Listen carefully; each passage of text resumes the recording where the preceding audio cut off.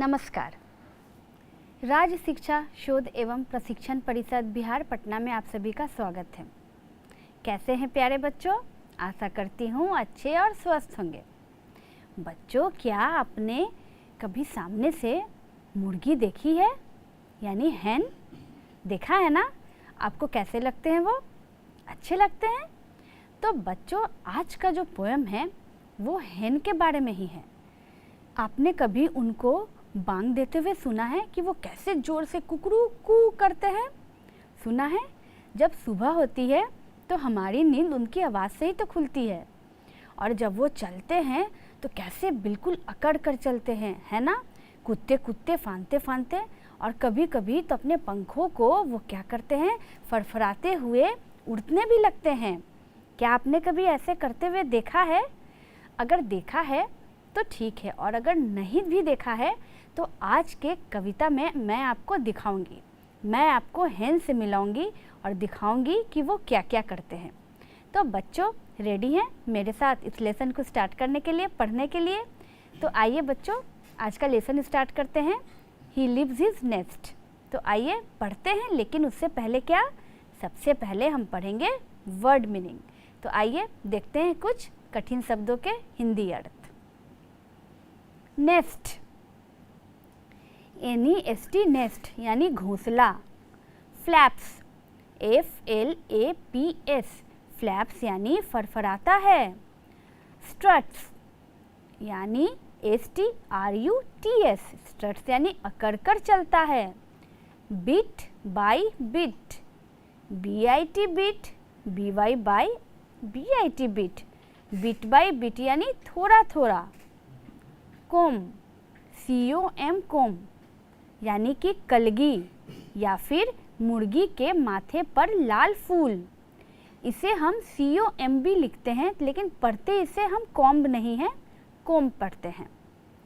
उसके बाद है क्रोज। बच्चों, क्रोज यानी कौवे भी होते हैं, लेकिन यहाँ क्रोज यानी क्या है? CROWS, क्रोज यानी बांग देता है। जैसे कि सुबह सुबह हमारी नींद क्या खुलती है? मुर्गे की बांग से खुलती है, जोर से जब वो कुकरू कू करते हैं, है ना? तो देखा आपने यहाँ कुछ कठिन शब्दों के हिंदी अर्थ। तो ये सारे वर्ड्स कहाँ यूज़ होने वाले हैं? हमारे लेसन में। तो आइए स्टार्ट करते हैं आज का हमारा lesson. He lives his nest. पढ़ते हैं उसे। ही लीव्स द नेस्ट यानी कि उसने घोंसला, वो घोंसला छोड़ता है। He leaves the nest, वो घोंसला छोड़ता है। And flaps his wings, और अपने पंखों को फरफराता है। And stops and struts, और रुकता है और अकड़ कर चलता है। यानी He leaves the nest and flaps his wings and stops and struts। क्या करता है वो? वो घोंसला छोड़ता है, अपने पंखों को आप देख रहे हैं ना कैसे फरफरा रहा है, वो अपने पंखों को फरफराता है और रुकता है, और रुक रुक के बिल्कुल अकड़ के गर्व से चलता है। आगे देखते हैं।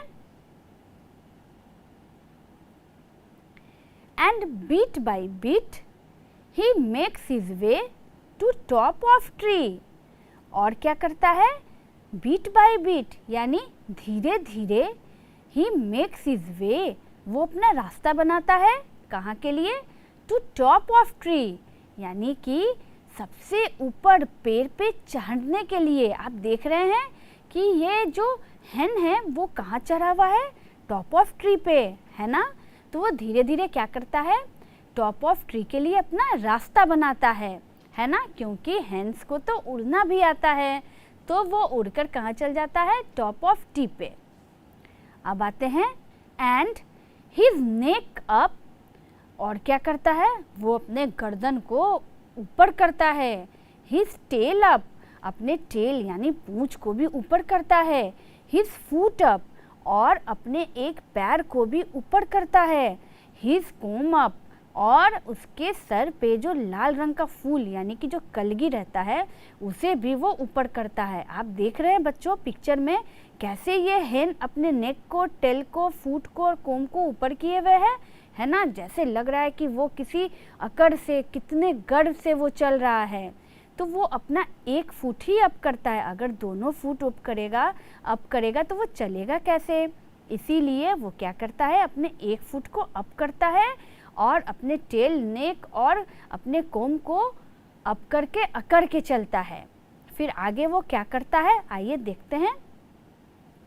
The cock lifts his voice up, और मुर्गा क्या करता है, अपने आवाज़ को लाउड करता है, ऊंचा करता है। एंड क्रोज, और फिर बांग देता है। क्रोज यानी बांग देना।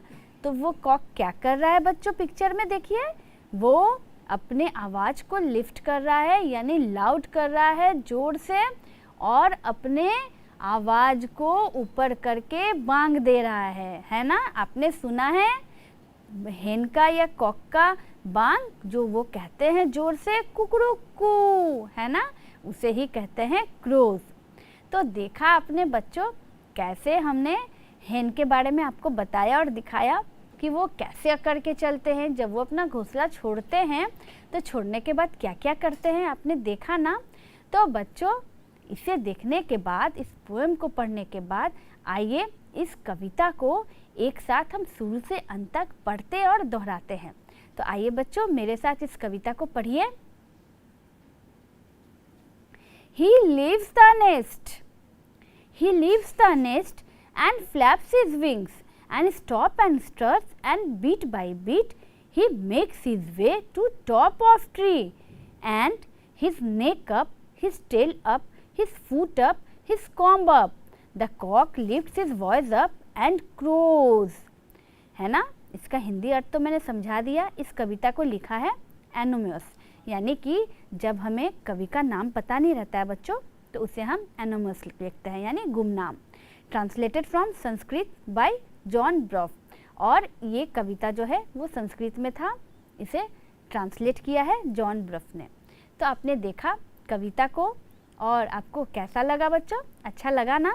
तो अगर कविता समझ में आ गया, ये तो छोटा सा कविता था और बहुत ही आसान, तो आशा करती हूँ कि आपको समझ में आ गया होगा। तो कविता जब समझ में आ गया तो आप अपने टेक्स्ट बुक में देखिए कि आगे कौन कौन सा एक्सरसाइज है।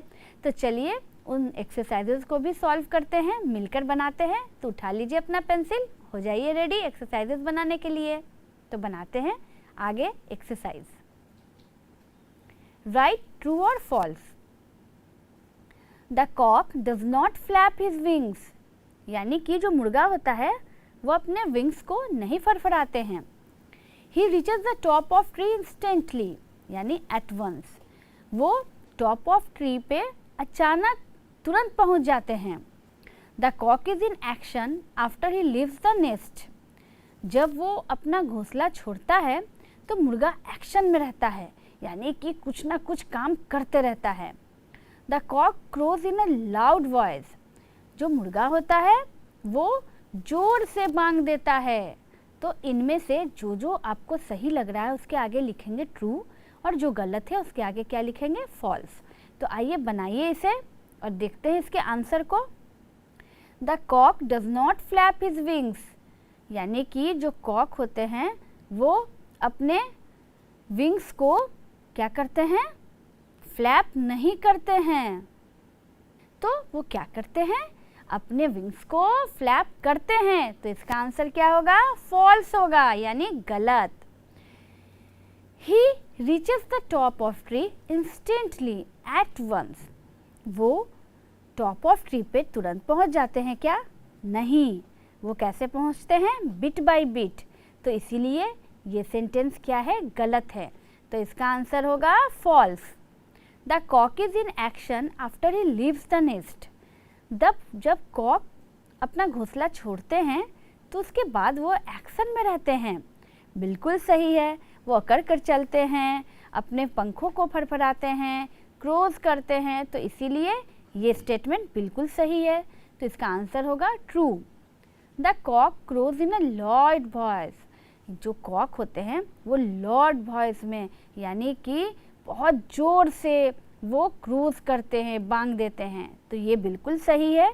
तो ये क्या होगा, इसका आंसर होगा ट्रू। तो देखा बच्चों आपने, ट्रू और फॉल्स। तो कैसे हमने झट से बना लिए ना।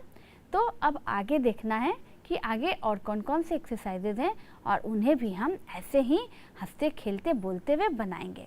तो आइए बनाते हैं, आगे बढ़ते हैं आगे। Complete the following lines on the basis of the poem you have read. यानी जो पोएम अभी हमने पढ़ा उस बेसिस पे यहाँ लाइन्स को कंप्लीट करना है। क्या है? ही leaves the dash and dash his wings and stops and dash and dash. He makes his dash to dash and his dash up. तो यहाँ ब्लैंक्स में पोएम के अनुसार कौन कौन से वर्ड्स भराएंगे, जल्दी से कविता को याद कीजिए कि यहाँ क्या क्या होना चाहिए और भरिए। आइए बच्चों इसके आंसर को देखते हैं और बनाते हैं। He leaves the nest and flap his wings and stops and struts and क्या होगा? bit by bit he makes his way to top of tree and his neck up। है ना? तो इतना ही दूर मेरा क्वेश्चन था, तो जवाब भी हम इतना ही देंगे। तो देखा आपने कि कैसे हमने पोएम को याद करके, मैं तो एक बार ही पढ़ी और मुझे पोएम याद हो गया, कैसे मैंने ब्लैंक्स बना लिए। तो बच्चों जब इस पोएम को आप 2-3 बार पढ़ेंगे ना तो ये बिल्कुल छोटा सा पोएम है, ये आपको तुरंत याद हो जाएगा। तो बढ़ते हैं आगे। अब बताइए आगे कौन सा एक्सरसाइज है, उसे भी सॉल्व करते हैं। अब आते हैं क्वेश्चन आंसर पे। Answer the following question. What does the cock do after leaving his nest. यानी कि अपना घोंसला छोड़ने के बाद कॉक क्या करते हैं। याद है कॉक क्या क्या करते हैं? आइए देखते हैं आंसर को। The cock crows after leaving his nest. यानी कि घोंसला छोड़ने के बाद कॉक क्या करते हैं?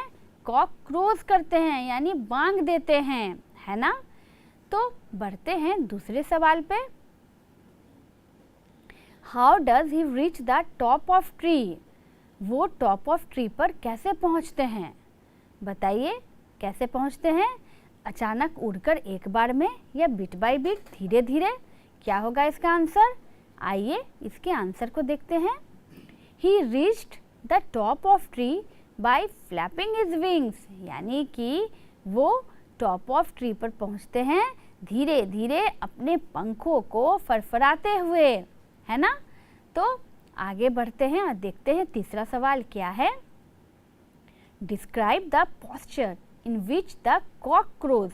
यानी कि आपको वो पोस्चर बताना है, आपको वो ढंग बताना है उसके शरीर का जिससे कि कॉक क्रोज करते हैं। यानी कि जब वो बांग देते हैं तो उनका पोस्चर कैसा रहता है, ठीक है। तो हाव भाव कैसा रहता है। तो जल्दी से याद कीजिए कि कॉक जब क्रोज करते हैं तो उनका पोस्चर कैसा होता है। आइए देखते हैं इसका जवाब।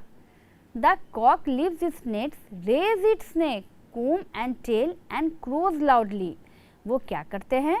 जब वो अपना घोंसला छोड़ते हैं तो अपने नेक को ऊपर करते हैं, अपने कलगी को ऊपर करते हैं, अपने टेल को ऊपर करते हैं और तब जाके वो जोर से बांग देते हैं, है ना, जोर से क्रोज करते हैं। तो अब समझ में आया कि कॉक कैसे क्रोज करते हैं। तो बढ़ते हैं अगले क्वेश्चन पे और देखते हैं कि अगला सवाल हमारा क्या है। How can you relate your life with that of a cock. कह रहा है कि आप अपने लाइफ को कॉक के साथ कैसे जोड़ते हैं। बताइए कि कॉक में और हमारे में क्या रिलेशन है, क्या आप बता सकते हैं। आइए इसका आंसर मैं आपको बताती हूँ, इसे आप नोट भी करते रहिएगा। I also leave my bed in the morning. Cock की तरह हम भी क्या करते हैं, सुबह में अपना बेड छोड़ते हैं। कंप्लीट माई रूटीन वर्क, उसके बाद जो भी हमारा रूटीन वर्क होता है, दिनचर्या होता है, जो भी डेली के सुबह के काम होते हैं उन्हें हम ख़त्म करते हैं। And then try to get something to eat, और उसके बाद जब हमारा डेली रूटीन ख़त्म होता है तो हम कुछ खाने के लिए सोचते हैं। तो कॉक भी तो बिल्कुल ऐसे ही करता है ना, सुबह सुबह उठता है, उठने के बाद वो अपना रूटीन करता है, यानी कि क्रोज करता है और उसके बाद वो अपने काम में यानी कि भोजन के तलाश में, खाने के तलाश में लग जाता है। तो इसीलिए मैंने इन बातों को अपने लाइफ के साथ रिलेट किया है और ऐसा लगता है कि कॉक और हमारा लाइफ सेम है ना। इन बातों पे तो रिलेट करता है ना। तो बच्चों आगे देखते हैं, आगे हमें कौन सा एक्सरसाइज बनाना है उसे भी बनाते हैं। मैच द फॉलोइंग यानी कि मिलान करना है। किसको किससे मिलाना है? Flaps, wings, struts, nest, tail और कोम, इनको मिलाना है किससे? Red flash crest of cocks यानी कि कॉक के सर पे जो लाल रंग का फूल जैसा जो बना रहता है उससे। A place where birds live and lay their eggs, ऐसी जगह जहाँ चिड़िया रहती है और अंडा देती है। द एंड और last part of an animal यानी कि एनिमल का लास्ट पार्ट या फिर उसके शरीर का सबसे अंत का जो पार्ट होता है, भाग होता है वो। वॉक्स प्राउडली यानी कि गर्व के साथ चलना। The part with which a bird flies, वैसा पार्ट जिससे कि चिड़िया उड़ती है। मूव्स अप एंड डाउन और फ्रॉम साइड टू साइड यानी कि ऊपर नीचे मूव करना या अगल बगल मूव करना। तो इनको मिलाना है फ्लैप्स, विंग्स, स्टर्ट्स, नेस्ट, टेल और कोम से। तो बच्चों जल्दी से इसे मिलाइए और इसका आंसर बताइए कौन किससे मिलेगा। आइए देखते हैं आंसर को। फ्लैप्स के सामने आया मूव्स अप एंड डाउन और फ्रॉम साइड टू साइड यानी फड़फड़ाना। जब पंखों को फड़फड़ाते हैं तो वो क्या होता है, वो मूव करता है ना, ऊपर नीचे या अगल बगल। उसके बाद है विंग्स यानी कि पंख। The part with which a bird flies, बिना विंग्स के क्या बर्ड फ्लाई कर पाएंगे? नहीं ना। तो इसीलिए विंग्स के पास आ गया the part with which a bird flies. Struts मैंने आपको बताया था इसका मीनिंग पहले भी, यानी कि अकड़ कर चलना यानी गर्व या घमंड से चलना। Walks proudly. Nest a place where bird live and lay their eggs, ऐसी जगह जहाँ चिड़िया रहती है और अंडा देती है उसे क्या कहते हैं? घोंसला यानी नेस्ट। उसके बाद क्या है? टेल यानी कि पूंछ। द एंड और last part of an animal यानी कि एनिमल का लास्ट पार्ट जिसे हम टेल कहते हैं। और सबसे अंतिम में है कोम जो कि red flash crest of cocks यानी कि कॉक के सर पर वो लाल रंग की कलगी, उसे हम कोम कहते हैं। तो देखा आपने कि कैसे हमने मैच द फॉलोइंग सही सही बनाया और सारे वर्ड्स को उसके सही सेंटेंस के सामने लगाया। तो आपने इसे बनाया ना, कंप्लीट हो गया अगर, तो चलिए बढ़ते हैं आगे और देखते हैं आगे कौन सा एक्सरसाइज है उसे भी बनाते हैं। Filling the blanks with the words given in the box. अब यहाँ एक बॉक्स दिया हुआ है, उसमें कुछ वर्ड्स लिखे हुए हैं, उन वर्ड्स को पढ़ना है और यहाँ ब्लैंक्स में भरना है कि कौन सा वर्ड कहाँ भराएगा। क्या क्या है बॉक्स में? Beat by beat, top, lifts, leaves, neck, nests, voice, flies, stops, wings, boat, tail. इनको क्या करना है? इनको भरना है ब्लैंक्स में। कहाँ? माई father dash for office at 9 AM. Birds make their dash in trees. A bird dash through its dash. This train dash at Patna Junction. You can dash the train from here. A parrot eats mango dash.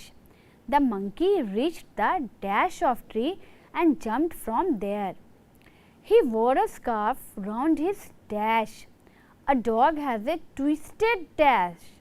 The dash of a crow is not sweet. A porter dash heavy luggage. Porter यानी सामान ढोने वाला।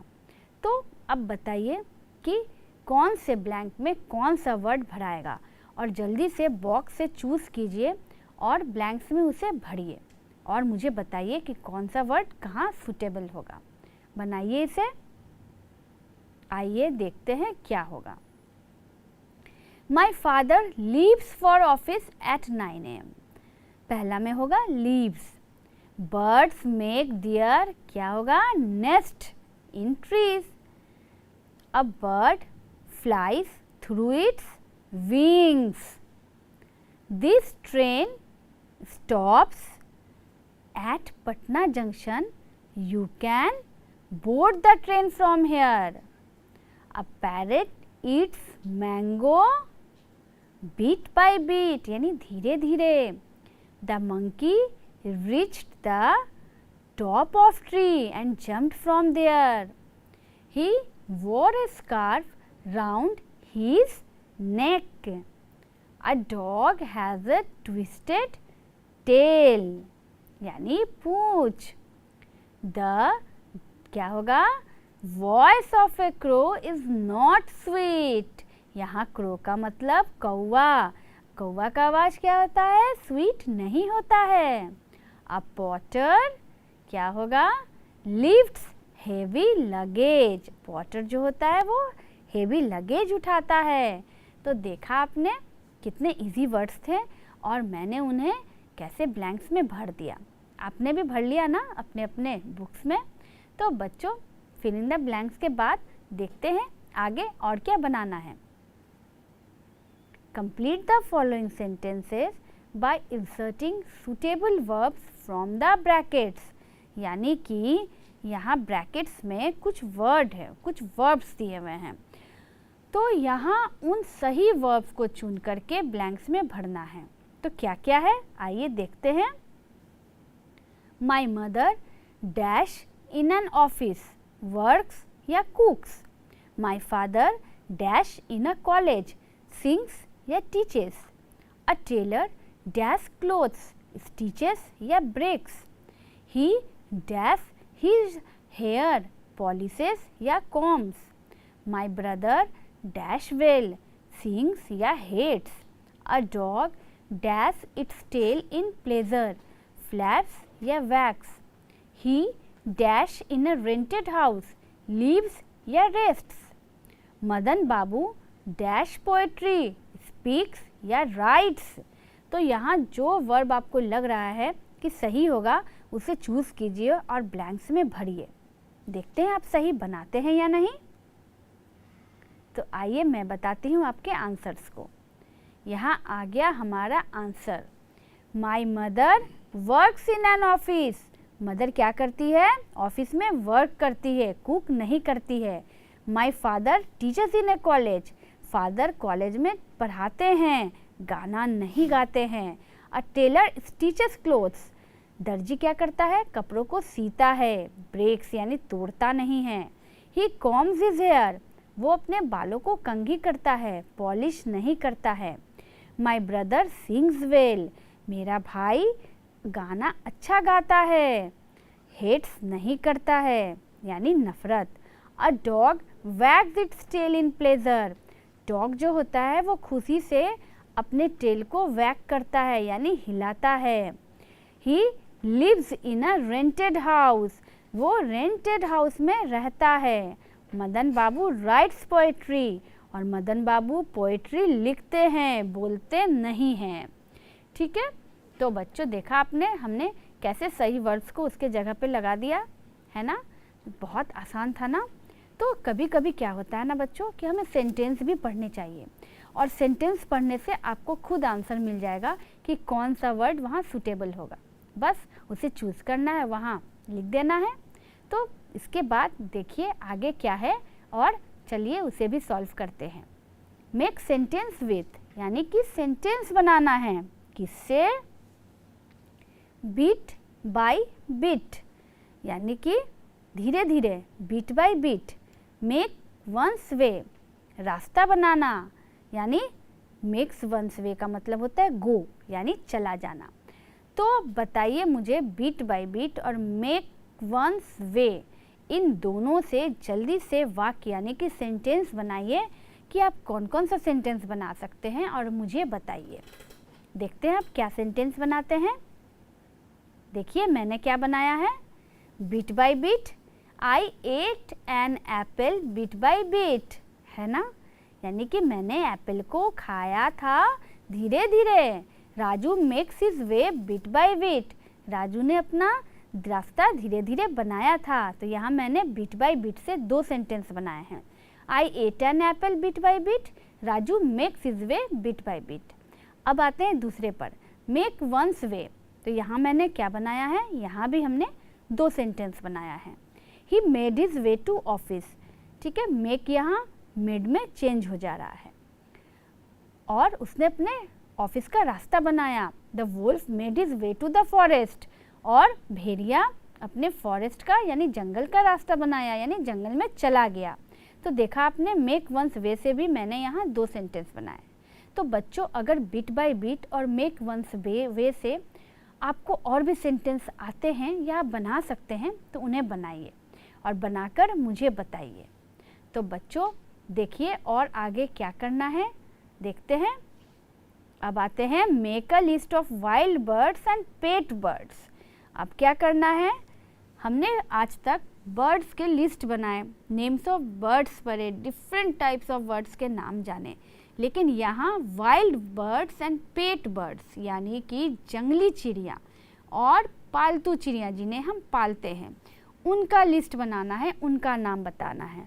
तो बच्चों क्या आप wild birds का नाम और पेट बर्ड्स का नाम आप बता सकते हैं मुझे, कि वैसे चिड़िया जिन्हें हम पाल नहीं सकते तो उन्हें हम वाइल्ड बर्ड्स में लिखेंगे, और वैसी चिड़िया जिन्हें हम पाल सकते हैं, पालतू बना सकते हैं, उन्हें हम कहाँ लिखेंगे, पेट बर्ड्स के नीचे। तो जल्दी से बनाइए, देखते हैं आप इसे बना पाते हैं कि नहीं। आइए इसके आंसर को मैं बताती हूँ आपको।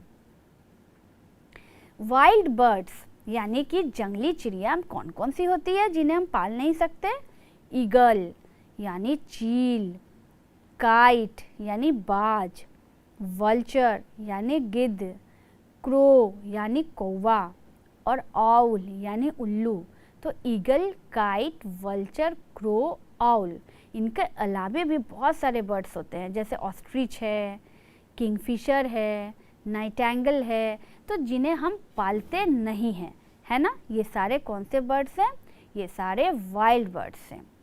और इधर है पेट बर्ड्स यानी जिन्हें हम पालते हैं, तो उनमें क्या क्या है, पैरट है यानी तोता, डक है यानी बत्तख, हेन है यानी मुर्गी, पिजन है यानी कबूतर, और लव बर्ड है जो छोटे छोटे रंगीन चिड़िया होती है। तो इन सारे को यानी पैरट, डक, हेन, पिजन और लव बर्ड, इन सबको हम पालते हैं, तो इसीलिए हमने इसे पेट बर्ड्स में लिखा है। तो बच्चों और भी कई सारे पेट बर्ड्स भी होते हैं। तो अगर आपको वाइल्ड बर्ड्स और पेट बर्ड्स और भी पता है और भी उनके नाम आपको मालूम है तो मुझे बताइएगा, आप घर से उन्हें लिख कर लाइएगा, इसी लिस्ट में जोड़ करके या अलग से कॉपी में लिख कर लाइएगा और मुझे भी बताइएगा, ठीक है। मुझे जितने वाइल्ड बर्ड्स और पेट बर्ड्स पते थे मैंने आपको वो बता दिए, और इसमें ऐड करने की बारी अब आपकी। देखते हैं आप कौन कौन सी चिड़िया के नाम लाते हैं। तो बच्चों कैसा लगा आपको आज का लेसन पढ़ के, अच्छा लगा ना।